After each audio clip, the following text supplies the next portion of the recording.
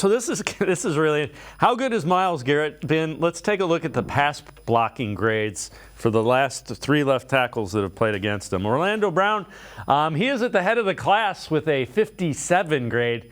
Dan Moore with the Bluto Blutarski grade of 3.5, and Andra, I can't even say his name, Dillard yesterday. Andre Dillard, 26.2. So Myles Garrett just creating all kinds of havoc. And so you alluded to this. Let's show people what the Titans were trying to do. So Garrett moves to one side. The 2 tight ends for the Titans are following. He moves back and they follow him, and they're forced to get a timeout. But again, the 2 tight ends are following Myles Garrett around the formation. Kevin Stefanski was asked about that, if he's ever seen it before. Have you ever seen 2 tight ends follow a defensive end from side to side like that?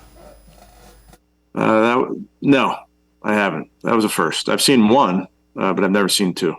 I mean, you always talk about how teams try to take Myles out of the game first. Is that like just an over-the-top example of that? Yeah, I would say so. Maybe we'll see 3 next time. And Scott, that was you asking about it. I think Myles was kind of just messing with him initially. Yeah, it was so funny. And I'm glad I asked the question of Myles after the game yesterday, because I was looking at my phone and I happened to see somebody had retweeted the clip. I was like, oh my gosh, I'm glad they said it, because I saw it live and wanted to bring it up to him. It's just so unusual. And the Steelers did it last year with 1 tight end. And, like, it's a badge of honor, but it's also annoying to Myles, because all of a sudden you always have a tight end on that side. And I think the stage in the game, they were winning by a bunch. He could afford to kind of mess around a little bit.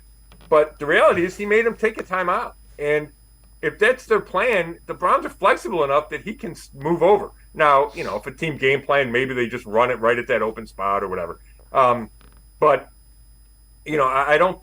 I think the point is that these offenses are trying to do everything they can to slow him down, and they're not successful. And they go to extremes, and he's trying to counter that.